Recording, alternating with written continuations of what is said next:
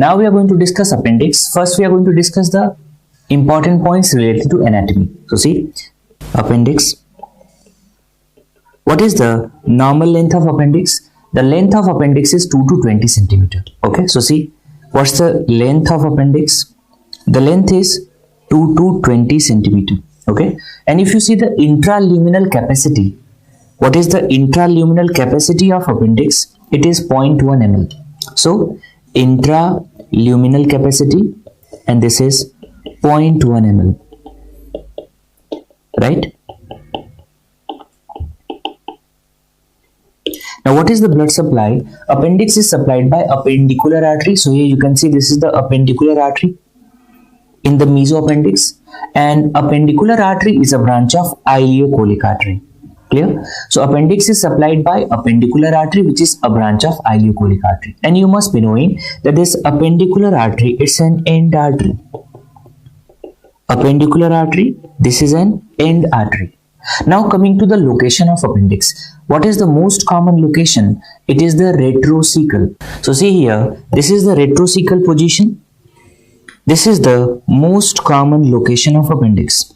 And nowadays they are asking the question, what is the least common position or location? And the least common position or location is the post-ileal. This is least common location. Clear? Now third, this was asked in NEET that what is the most dangerous location of appendix? So if the orientation of appendix is towards pelvis, this is the most dangerous location. Why pelvic appendix is most dangerous location? Because whenever these patients are going to develop acute appendicitis, so this is pelvic appendicitis. In this case, the abdominal signs and symptoms are not marked. Why? Because the appendix is oriented towards the pelvis. So because of not marked signs and symptoms, abdominal signs and symptoms are not marked, that's why there is delay in diagnosis, and if there is delay, it leads to perforation. Clear? So pelvic appendix is the most dangerous location. So this is the most dangerous location. Clear? So these are the important points related to anatomy. Now we are going to discuss the most important topic, and that's acute appendicitis. Acute appendicitis, and you must be knowing that this is the most common general surgical emergency worldwide. Acute appendicitis. If you go to any surgery emergency, you will find minimum 2 to 3 patients of acute appendicitis. And in which particular age group it is seen? It is generally seen in second decade. So the age group is 15 to 25 years. So acute appendicitis is the most common general surgical emergency worldwide. Clear? And generally it is seen in second decade. So the age group of patient is approximately 15 to 25 years. Now what is the etiopathogenesis of acute appendicitis? In patients of acute appendicitis, there is luminal obstruction. So what is that substance which is responsible? It's the fecalith. Sometimes tumors, worm, eggs, fruit seeds, all these can cause the luminal obstruction. So see the etiopathogenesis. There is luminal obstruction. So whenever there is luminal obstruction, the secretions are going to collect inside the lumen, and there is increased intraluminal pressure. And whenever there is increased intraluminal pressure, the lymphatic drainage is impaired. So there is edema because of impaired lymphatic drainage. So further pressure is increased, and after that there is impaired venous drainage, and at end there is impaired arterial supply. And because of this impaired arterial supply, what will happen? There is ischemia, and because of this ischemia, perforation can occur. And what is the most common site of perforation? You can see here, it is just distal to obstruction. On which aspect? Anti-mesenteric aspect. Most common site of perforation, just distal to obstruction on anti-mesenteric aspect. Okay, so see the important points related to etiopathogenesis. Etiopathogenesis. So here there is luminal obstruction. So what's the problem? There is luminal obstruction in acute appendicitis. So first thing, what are the causes of luminal obstruction? It can be caused by fecalith, tumors like carcinoid tumor arising from appendix, worm eggs like eggs of Ascaris, and fruit seeds. Certain people used to swallow the fruit seeds also. So fruit seeds, this can also obstruct. So because of this luminal obstruction, what happens? There is increased pressure, and because of that, there is impaired lymphatic drainage. Clear? After that, there is impaired venous drainage, and finally there is impaired arterial supply. And whenever there is impaired arterial supply, it leads to ischemia, and if there is delay in diagnosis, because of this ischemia there is perforation. So there is ischemia and it can lead to perforation. Okay, so this is easy to understand. Now question is asked that what is the most common site of perforation? Just distal to obstruction on anti-mesenteric border. So this is the most common site. The most common site is just distal to obstruction. Okay, just distal to obstruction. Why on anti-mesenteric border? Because this area is farthest from blood supply. Clear? So just distal to obstruction on anti-mesenteric border. The patients who have appendicular perforation, there are organisms isolated. So what is the most common organism isolated after appendicular perforation? It's the anaerobe, that's Bacteroides fragilis followed by E. coli. So the patients who have appendicular perforation, in these patients, most common organism isolated, yes, and that is Bacteroides fragilis, Bacteroides followed by E. coli. Simple. So all these are questions. Now see, what are the manifestations, what are the clinical features in acute appendicitis? Now see, this is the abdomen. Clear? So what happens? Since there is luminal obstruction, patients are going to perceive the pain initially in the periumbilical region. So suppose this is umbilicus. Patient is going to perceive the pain in periumbilical region. Why? Appendix develops from midgut. And you know, if there is obstruction in foregut, generally the patient is going to perceive the pain in epigastrium. If it is in the midgut, there is pain in periumbilical region, and if it's in hindgut, the pain is in the hypogastrium. So since appendix develops from midgut, in cases of luminal obstruction, patient perceives the pain in periumbilical region. What happens? Over the period of 4 to 6 hours, there is collection of irritative or reactive fluid in the right iliac fossa. So the fluid is collected here. This fluid is going to irritate the parietal peritoneum, and you know that parietal peritoneum is pain sensitive structure. That's why after 4 to 6 hours, patient started localizing the pain in right iliac fossa. So what is this kind of pain? This is the migratory pain, and this is the most characteristic symptom. So clinical features, very important point. What's the most characteristic symptom? Clear? So the most characteristic symptom you have to remember, and it's the migratory pain. It's the migratory pain. Clear? Now see, what are the other symptoms and signs related to acute appendicitis? First we are going to discuss what are the symptoms of acute appendicitis. So there is migratory pain, there is anorexia, there is nausea, vomiting. Anorexia, nausea, vomiting. Clear? These are the symptoms.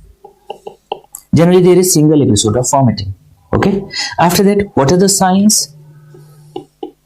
Okay. So whenever we are going to examine the patient, there is tenderness in right iliac fossa, and you press the right iliac fossa and then release it suddenly like this. So there is rebound tenderness. Patient is having fever also. So the signs are, there is tenderness, there is rebound tenderness,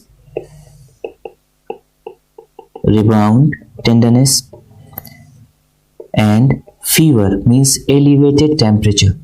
So there is elevated temperature. Clear? See the findings of laboratory investigations. So what are the findings of laboratory investigations? So here, these patients have leukocytosis and there is shift to left. Shift to left means immature cells are there. So there is leukocytosis and shift to left. Shift to left. Clear? So it's simple. So what is the name of this score? You can see here, this is Mantrel score. And what is the other name of this Mantrel score? This is also known as Alvarado score. So the name of this score is Mantrel's. It is one of the frequently asked question. Other name of this score is Alvarado. So this is Mantrel score or Alvarado score. Now see how many points are given. Score, yes. So all of these parameters, how many total number of parameters are there? You can see 8 parameters. All parameters are having score of 1 except 2. What? Leukocytosis and tenderness.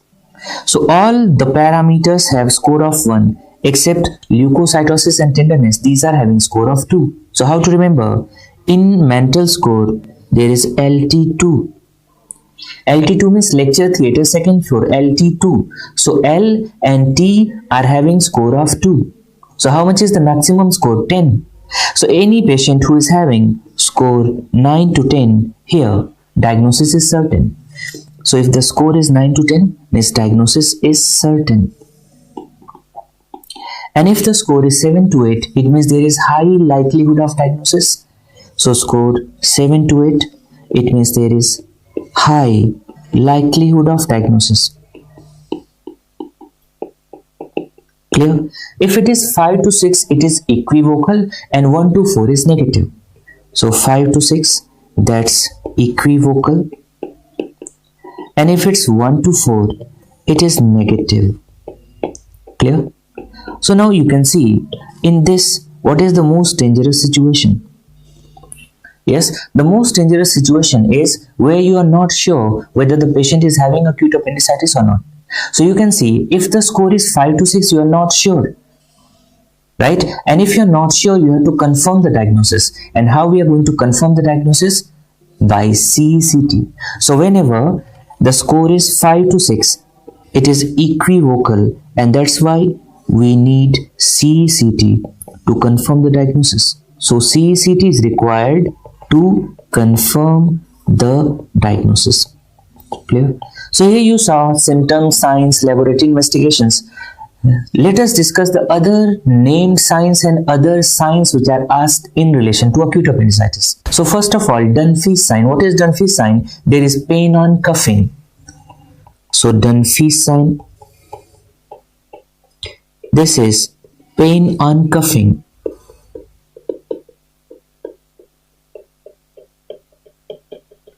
Next is Aron sign. What happens in Aron sign? There is pain on pressure in epigastrium.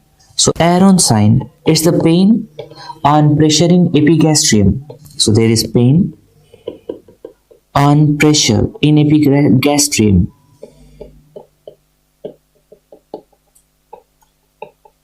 Okay. There was one question in Andhra PG. In Andhra PG, it was asked for the first time. 10-horn sign.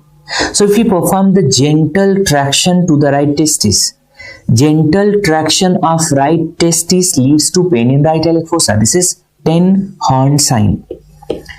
So the third important sign, it's 10-horn sign. Clear? So what happens here? Gentle traction to right testis.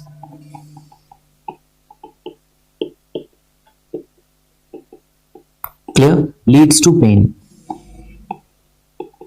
This is 10-horn sign. We discussed what is the most characteristic symptom, and the most characteristic symptom is migratory pain. What is the most characteristic sign? And it is the Rosing sign. What is Rosing sign? See, this is the abdomen, and suppose I am pressing the left iliac fossa. So on pressing left iliac fossa, if there is pain in right iliac fossa, this is known as Rosing sign. So on pressing left iliac fossa, there is pain in right iliac fossa. So this is Rosing sign. Clear? And this is the most characteristic sign of acute appendicitis. So there is pain in right iliac fossa on pressing left iliac fossa. This is the most characteristic sign. There are two other terms which are asked. One is Rosing syndrome and one is Rosing's operation. If you know horseshoe kidney, so in horseshoe kidney, the kidney is attached at the lower pole. So in horseshoe kidney, if hyperextension of spine is done, what happens? There is pressure on the isthmus, and because of this pressure, patient will be having what? Abdominal pain, nausea, vomiting. So this is Rosing syndrome. It is seen in horseshoe kidney. Second, you know, patients of autosomal dominant polycystic kidney disease in which multiple cysts are there in both kidney. In that case, we perform de-roofing of the cyst. And when this de-roofing of the cyst is performed, this is known as Rosing's operation. So three terms: Rosing's sign related to acute appendicitis, Rosing syndrome related to horseshoe kidney, and Rosing's operation is related to ADPKD. Now imagine a situation where patient is having appendicitis and the orientation of appendix is towards the pelvis. So this patient is having pelvic appendicitis. Now in these patients, if we are going to perform internal rotation of right thigh over hip joint, so if you perform internal rotation of right thigh over hip joint, it leads to pain, and this is known as obturator sign, and it is positive in pelvic appendicitis. So what's the name of this sign? This is known as obturator sign. Clear? There is pain on internal rotation. Internal rotation of right thigh over hip joint. Okay? Right thigh over hip joint. Clear? So this is obturator sign and it is positive in pelvic appendicitis. What are the other important points related to pelvic appendicitis? Here you can see the orientation of appendix is towards the pelvis. Can you see this is the pelvis? And if there is orientation towards the pelvis, it means this appendix is in close relation to what? Rectum. And in pelvis it is in close relation to ureter. Okay. Now see, if it is in close relation to rectum, inflamed appendix is in close relation to rectum. Because of that, these patients have diarrhea. And since there is close relation to ureter, inflamed appendix is in close relation to ureter. So these patients have microscopic hematuria. In microscopic hematuria, how many RBCs are there per high power field? More than 3. So these patients have what? These patients have diarrhea. And these patients have microscopic hematuria. Clear? So in microscopic hematuria, there are more than 3 RBCs per high power field. The inflamed appendix is oriented towards the pelvis. That's why whenever we are going to perform the abdominal examination, the abdominal signs and symptoms are not marked. And any patient who is coming to my emergency with diarrhea, obviously, I will generally not suspect acute appendicitis. So in these patients, what happens? Since abdominal signs and symptoms are not marked, what's the problem? There is delay in diagnosis. And if there is delay in diagnosis, there is increased risk of perforation.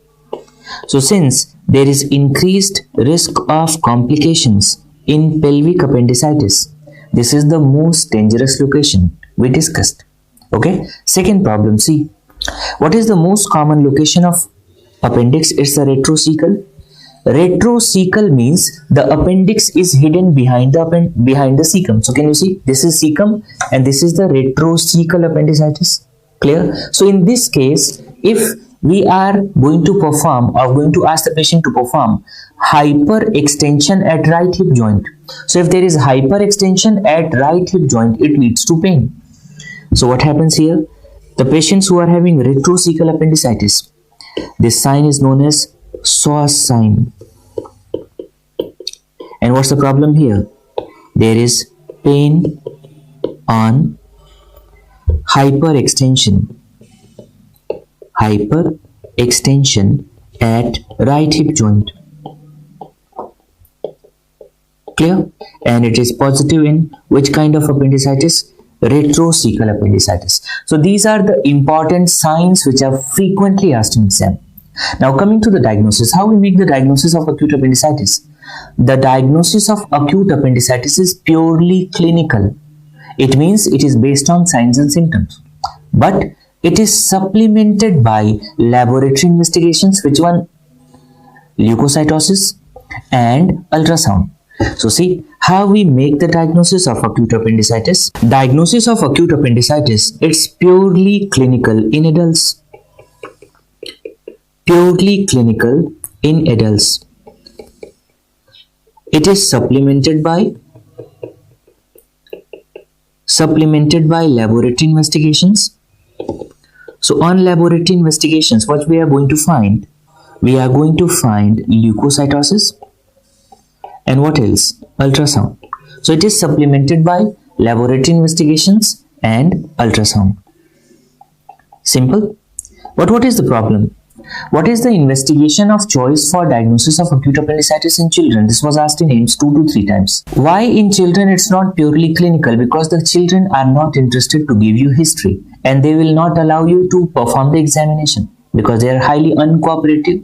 So in children, investigation of choice for diagnosis of acute appendicitis, and that is ultrasound.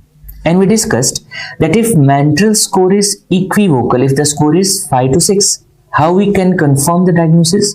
So in any case, if you want to confirm the diagnosis, you can confirm it by CCT. So what is the gold standard investigation for diagnosis of acute appendicitis? It is CCT. Clear? So two important statements.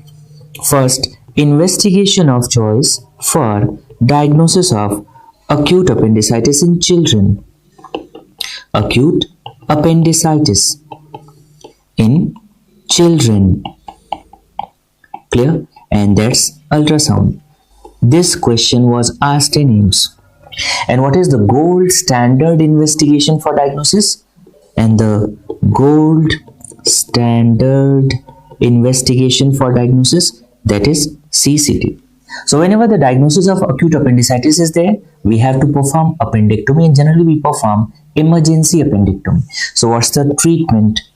The treatment is the emergency appendectomy. Clear? So we perform emergency appendectomy. Now imagine I'm taking any patient for emergency appendectomy. What we do? Generally we perform appendectomy in spinal anesthesia. So whenever spinal anesthesia is given in the OT, I perform the palpation again. So I again perform the palpation, especially the right iliac fossa. Why? Because sometimes patient is having voluntary guarding. Voluntary guarding, that's why if the patient is having lump in right iliac fossa or patient is having appendicular lump, what's the problem? You may not able to appreciate it. So whenever spinal anesthesia is given, the muscles are relaxed, you can easily appreciate the lump. So if there is a lump, it's contraindication for surgery. So generally appendicular lump is there, we are not going for surgery. We will abort surgery, and now we are going to manage this patient by conservative management. And what's the name of that regime by which we are going to manage? This is known as Ochsner-Sherren regime. So how we are going to manage the patients who are having appendicular lump?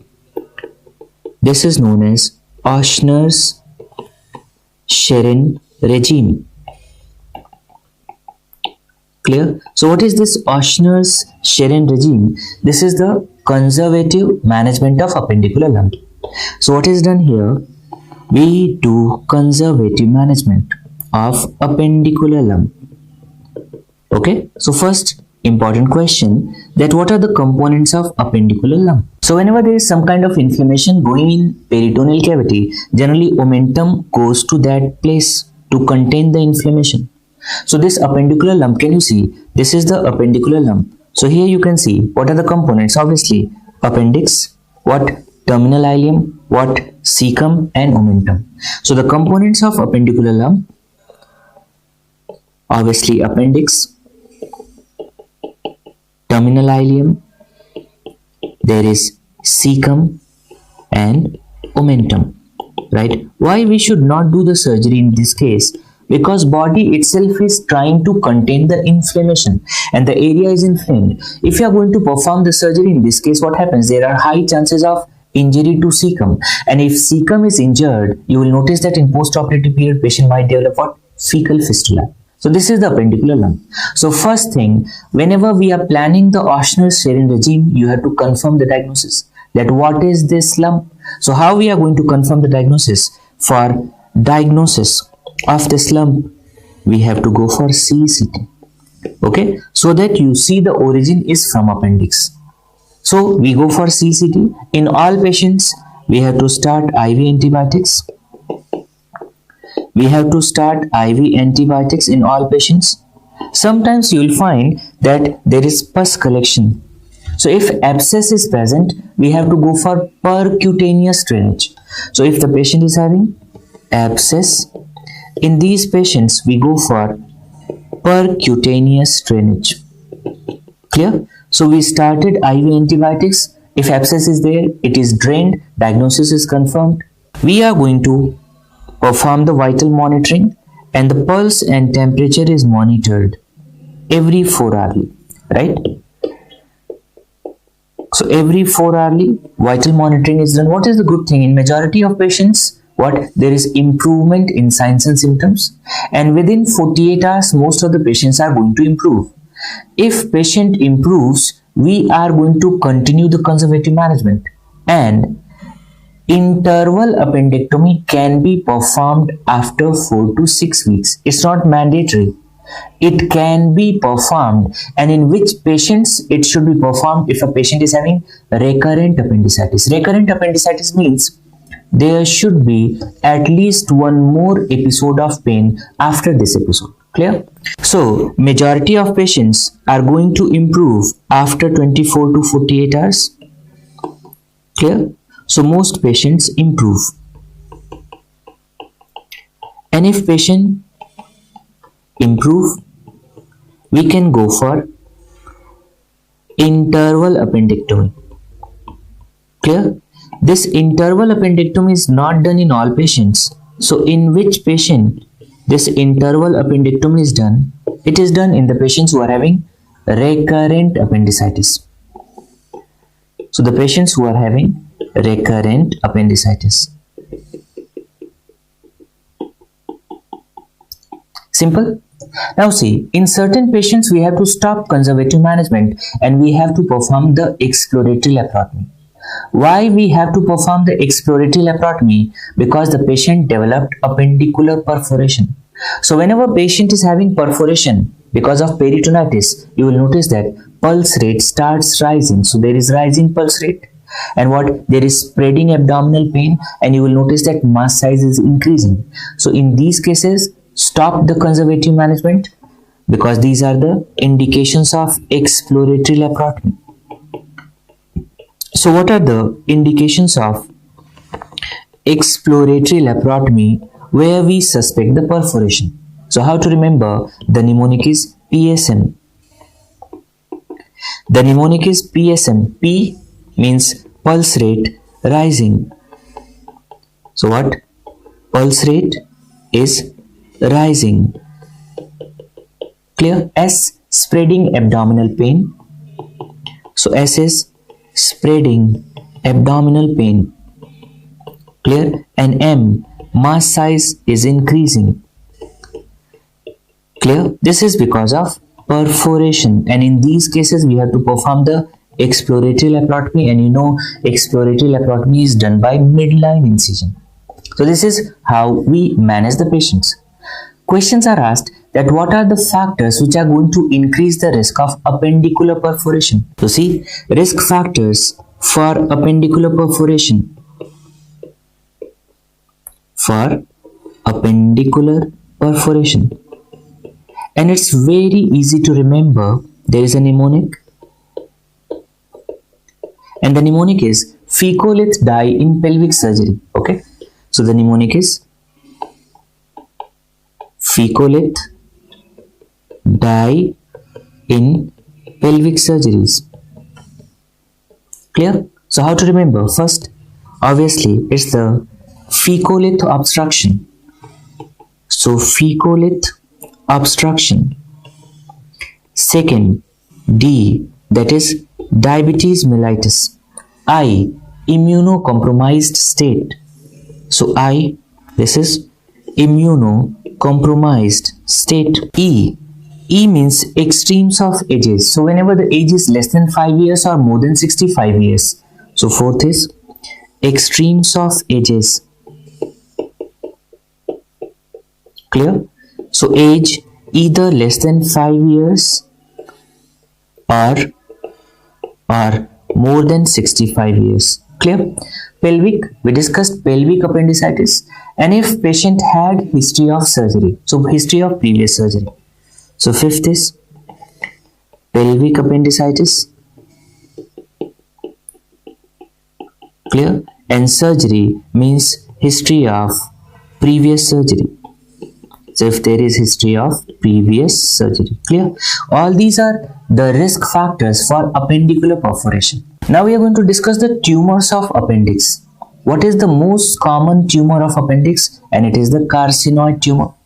And in appendix, carcinoid tumor is arising from argentaphin cells, and that's why the other name of carcinoid tumor of appendix is argentaphinoma. So we are going to discuss carcinoid tumor of appendix. Carcinoid tumor of appendix. Okay, so first important point, that is the most common tumor of appendix. We discussed that appendix is not the most common site of carcinoid tumor. Clear? But carcinoid tumor is the most common tumor of appendix. What is the other name? It's also known as argentaphinoma. It's also known as argentaphinoma because it is arising from argentaphin cells. We discussed one mnemonic in carcinoid tumors, and the mnemonic was LOAR. Clear? This mnemonic was for localized carcinoid tumors. L means larynx, O means ovary, A means appendix, R means rectum. So these are localized carcinoid tumors. Localized means not associated with metastasis. So carcinoid tumor of appendix is also localized, and it is not associated with carcinoid syndrome.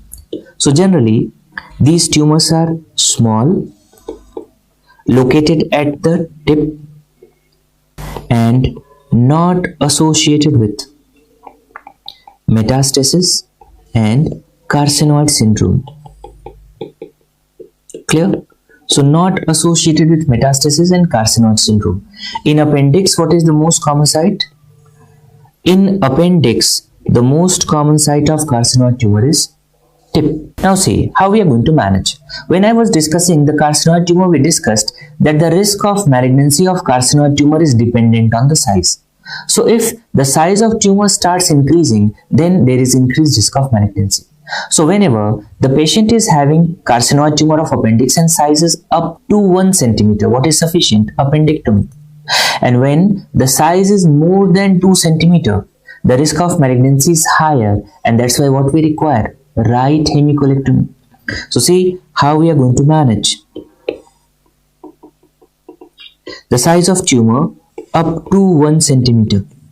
So what is sufficient? We go for appendectomy. So in these patients, we go for appendectomy. And whenever the size is more than 2 centimeter, in these patients, we go for right hemicolectomy. Now see the question which is asked in exam, whenever the size is more than 1 to 2 centimeter. Clear? In these patients also, in majority of cases, what is sufficient? It's the appendectomy. So in these patients also, what is sufficient? Appendectomy. But in certain patients, we go for right hemicolectomy. So see, whenever the size is more than 1 to 2 centimeter, in that case, in which cases we have to go for right hemicolectomy? So whenever there is involvement of mesoappendix, the tumor is involved in mesoappendix, or there is involvement of lymph nodes, or there is involvement of cecal base. Clear? So in these cases, we go for right hemicolectomy. So when the size is 1 to 2 centimeter, more than 1 to 2, what are the indications? Indications of right hemicolectomy. So first, involvement of mesoappendix,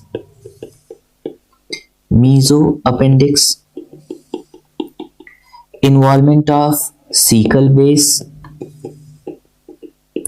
and involvement of lymph nodes. Clear? So in these cases, we go for right hemicolectomy. So this is how we manage the carcinoid tumors of appendix. Now we are going to discuss the appendectomy. Appendectomy can be performed by laparoscopic approach or open approach. So before discussing the appendectomy, let's see first the important points related to incisions. So if you see, so this is abdomen, this is umbilicus, and this is anterior superior iliac spine. And if we are going to join umbilicus to anterior superior iliac spine, this is known as spino-umbilical line. Okay. On the spino-umbilical line, there is McBurney's point. What is the location? So this McBurney's point is located at the junction of lateral 1/3 and medial 2/3 on this spino-umbilical line. Right. So this is McBurney's point. Okay. In the NEET, there was one question related to this point, McBurney's point, that McBurney's point corresponds to which structure? So it corresponds to base of appendix. So first important point, that it corresponds to base of appendix. Okay. What is the location? The location is at the junction of lateral 1/3 and medial 2/3 on the spino-umbilical line. Now coming to the incisions. If the incision is centered at McBurney's point and perpendicular to spino-umbilical line, the name of this incision is McBurney's incision. It is also known as MacArthur incision, also known as gridiron incision. So what's the name? Centered at McBurney's point, perpendicular to spino-umbilical line. This is McBurney's incision. Other names, it is also known as MacArthur incision. It is also known as gridiron incision. Clear? Gridiron incision. So these are the names. This McBurney's incision is a muscle splitting incision.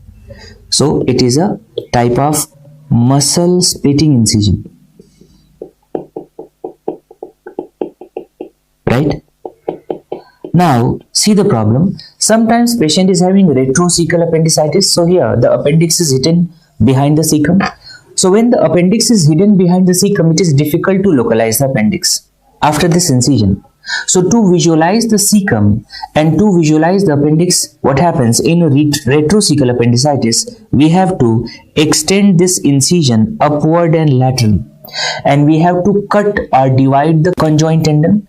So if we are going to divide the conjoint tendon and extend the incision upwards and laterally, this is a muscle cutting incision.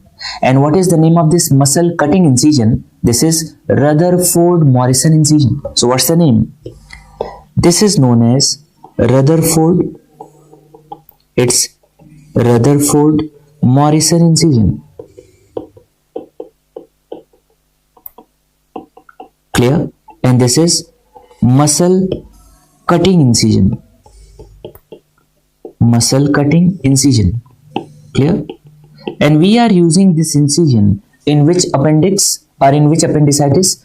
In retrocecal appendicitis. So this Rutherford-Morrison incision, this is used in the patients who are having retrocecal appendicitis. Clear? So you have to remember that this is muscle cutting incision. There is a third incision which is cosmetically better, most preferred nowadays because of better exposure, and it's a transverse skin crease incision, and it is known as Lange incision.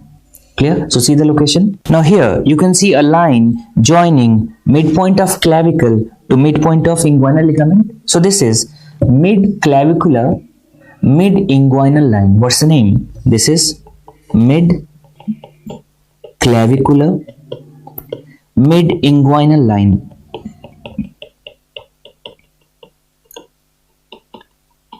Now in this case, we have to place a transverse incision, transverse skin crease incision, centered at mid-clavicular mid-inguinal line. And what's the location? 2 cm below umbilicus. So it's a transverse skin crease incision centered at mid-clavicular mid-inguinal line, and the name of this incision, this is known as Lange. This is lens incision. What are the other names of these lens incision? It is also known as modified McBurney's incision. This is also known as Rocky Davis incision, also known as bikini incision because of good cosmetic appearance. Also known as Rocky Davis incision. This is also known as bikini incision. Clear? So what is the location? It is placed 2 cm below umbilicus. It's a transverse skin crease incision. Again, it's a muscle splitting incision. It's transverse skin crease incision. Clear? And it's a muscle splitting incision. Why we are going to prefer this lens incision? Because there is better exposure and extension is easier. So this is preferred nowadays. Why? Because of better exposure,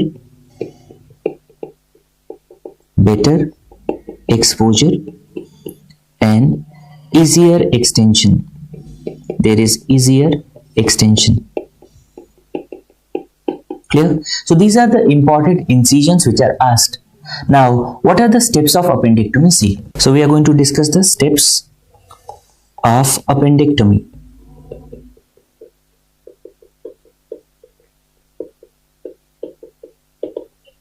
So we have to make the skin incision and it is deepened to external oblique aponeurosis. You know that there are 4 layers in abdominal wall.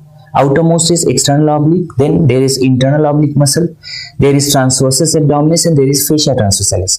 Beneath fascia transversalis there is peritoneum. Okay, so what we do, we have to first split the external oblique aponeurosis along the direction of fibers, and after splitting it we have to retract the external oblique aponeurosis. After that, internal oblique, because just below external oblique there is internal oblique, so internal oblique and transversus abdominis, these are also split along the direction of fibers, right? After that there is fascia transversalis, so we are supposed to divide the fascia transversalis. After dividing the fascia transversalis, we are going to pick up the peritoneum and it is inside sharply. So after sharp incision of peritoneum, we are entering into the peritoneal cavity. Now, when you enter the peritoneal cavity, how you are going to identify the cecum? Cecum is identified with the help of tinea coli. So here you can see, and IC junction. So after entering the peritoneal cavity, we have to identify the cecum, and how you can identify with the help of tinea coli and IC junction. And how you identify the appendix? Generally, appendix is located at the base of cecum. So then we have to identify the appendix, and this appendix is located at the base of cecum. So you are going to find the turgid appendix, and you are going to hold this turgid appendix with Babcock's forceps. So we are going to hold this turgid appendix with Babcock's forceps. Clear? After that, we have to ligate the mesoappendix and appendicular artery. So here you can see I have ligated the appendicular artery as well as mesoappendix, right? And then we apply this purse string suture. Can you see purse string suture around the base of appendix? So after applying this purse string suture around the base of appendix, we have to crush the base. So the base of appendix is crushed with artery forceps here, and the base is generally transfixed with vicryl suture. So here we are using vicryl for transfixation of the base. So after this transfixation, the appendix is cut distal to suture ligature. So distal to suture ligature, we have to cut the appendix. Clear? And appendix is removed. After that, since you have applied this purse string suture, you are supposed to tighten the purse string suture. Why? So that we are going to bury the stump. So these are the steps of appendectomy. So let us revise quickly. Mesoappendix and appendicular artery is ligated.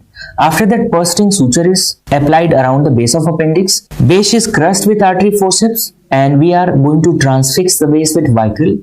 Appendix is cut distal to the suture. Appendix is removed, and we are going to tighten this purse string suture so that the stump is buried. So these are the steps. There are certain special situations. So see those special situations, and in those special situations, what are the special methods which are adopted? So first special situation is whenever the patient is having edematous there is edematous and inflamed cecal wall. So whenever there is edematous and inflamed cecal wall, in these cases, purse string suture is not applied. So what is the special thing? You should not apply purse string suture. So purse string suture is not applied. Why? Because of injury. Purse string suture is not applied. Why? Because inflamed cecum is there. So it may injure the cecum and there is risk of fecal fistula. And second thing, in these cases you should not invaginate the stump. So here stump is not invaginated.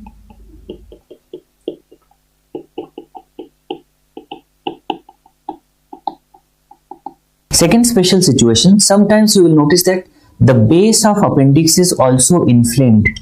So whenever there is inflamed base of appendix, clear? So since the base is inflamed, it is not crushed, because if you are going to crush the base, what is the problem? There is fear of spread of infection via lymphatics or via vessels. Clear? So via bloodstream or lymphatics, there is fear of spread of infection. So that's why this base is not crushed. So when base is inflamed, it is not crushed, and we are supposed to ligate the base close to cecal wall. So base is not crushed and it is ligated close to cecal wall. Close to cecal wall. And third situation, where you find gangrenous base of appendix. So if there is gangrenous base, so if there is gangrenous base of appendix here, neither crushing nor ligation. So we are not going for crushing or ligation. So first, you should not go for crushing or ligation. So neither crushing nor ligation. These are not done. And we are going to put two sutures through the cecal wall. In this case, two stitches are placed through cecal wall close to the base of gangrenous appendix. So what else is done here? Two stitches, and these two stitches are passed through the cecal wall. Okay, close to the base of gangrenous appendix. Now we have to amputate the appendix close to the cecal wall or flush to the cecal wall, and then we have to tie the stitches. So appendix is amputated. It is amputated. Flush means almost it is touching the cecal wall. Amputated, flush with cecal wall, and then we are going to tie the stitches. So tie the stitches. Clear? So these are the three special situations, and these are the special methods adopted in these three special situations, and these are frequently asked. Another question related to complications of appendectomy. What is the most common complication you have seen in the surgery ward? That these patients are having wound infection. So the wound infection is the most common post-operative complication. So what are the complications of appendectomy? Most common complication is wound infection. This was asked many times. Wound infection is the most common post-operative complication. Certain patients are going to develop intra-abdominal abscess. Certain patients have ileus. Some patients are going to develop venous thrombosis or embolism also.